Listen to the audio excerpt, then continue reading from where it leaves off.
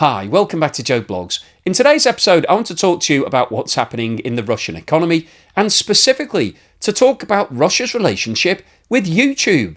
Now, by definition of the fact that you're watching me and I'm making this video, we all love YouTube. Since it was launched back in 2004 to the general public, it's revolutionised our daily habits. Rather than having to watch mainstream media or look in newspapers, you can now go online and find out information directly from creators like me. And it's changed the way we operate. You can dive deep into things and find out stuff that you never would have been able to if you were just hunting around on TV or looking on the internet. But unfortunately, from Russia's point of view, Google and Russia have had a fractious relationship over the past few years.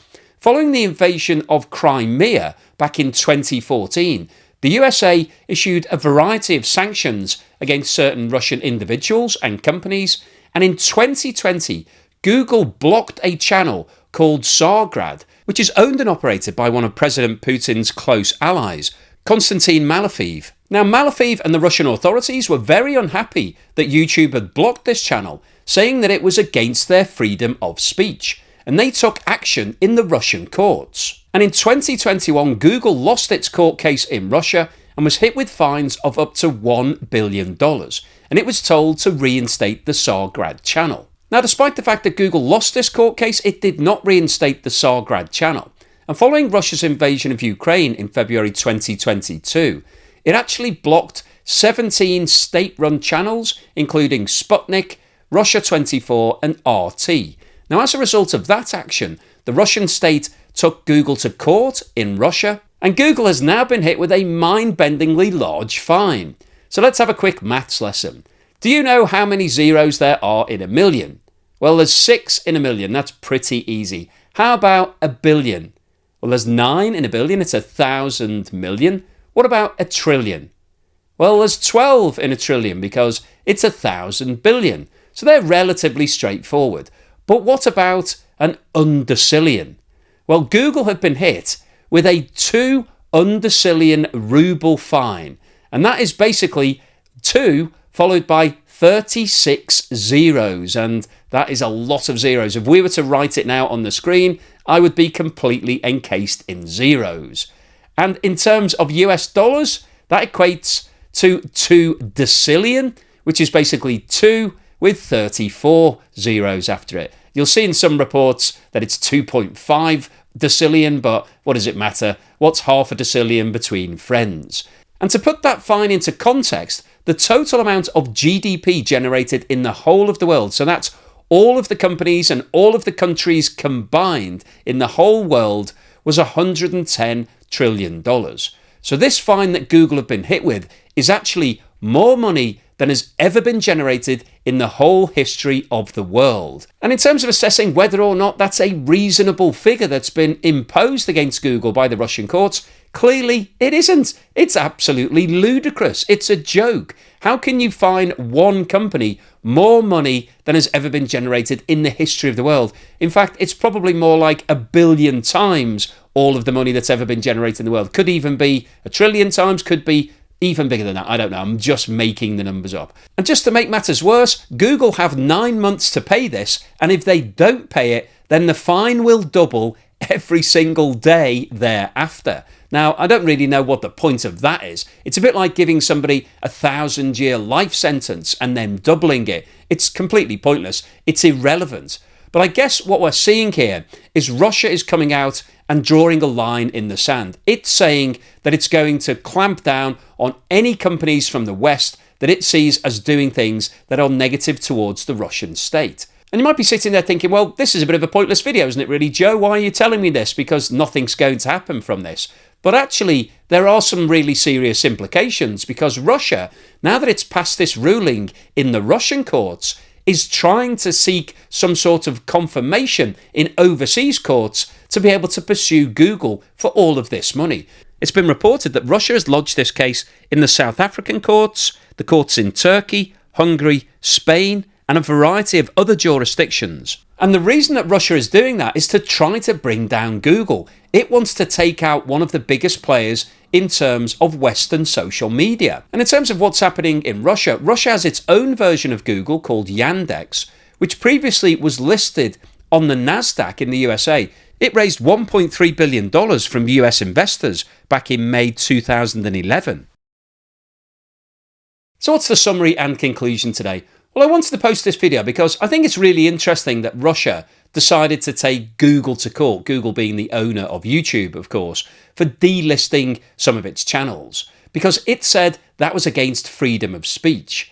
But interestingly, freedom of speech doesn't seem to be an across-the-board concept in Russia. If you talk out against the Russian state, generally speaking, that doesn't go down very well. However, Russia wants to have its platform, it wants to disseminate lots of information all across the world, and got very upset when YouTube took down one of its main channels back following the invasion of Crimea.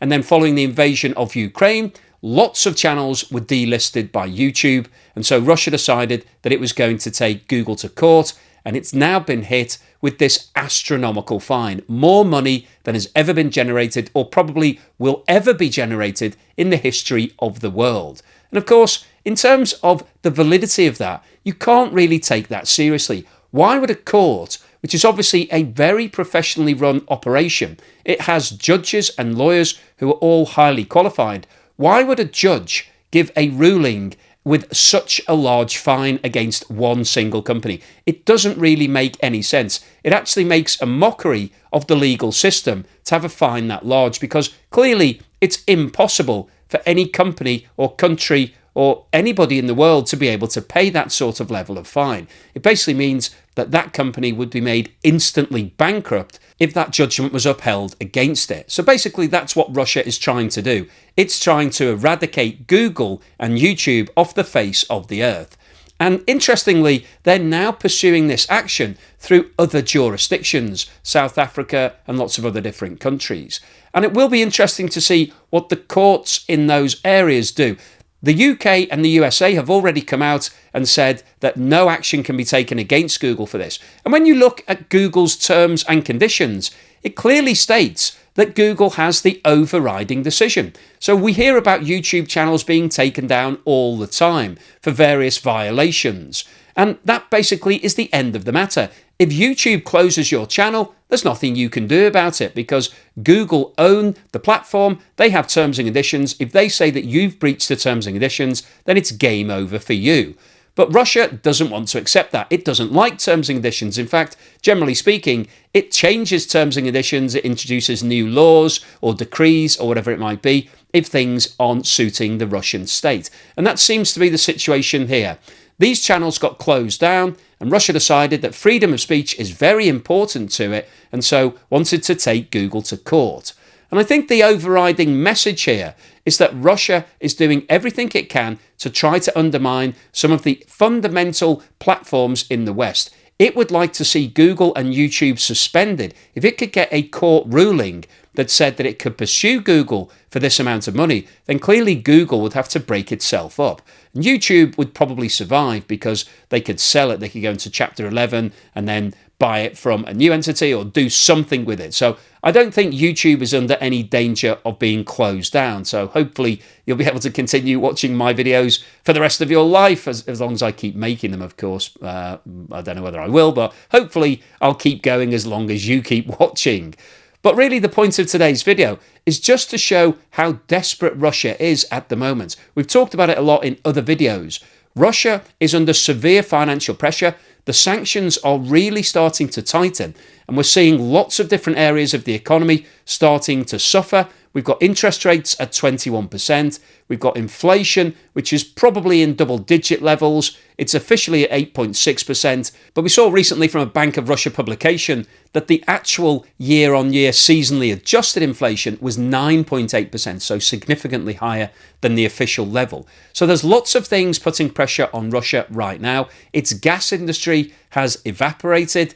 Oil is under a lot of pressure, and the national reserves are being drawn upon every single month, and so they are going down. So Russia needs to find a way of doing something about that. It needs a large influx of cash. The Russian courts have decided that it should fine Google more money than has ever been generated in the whole history of the world in order to rectify the budget.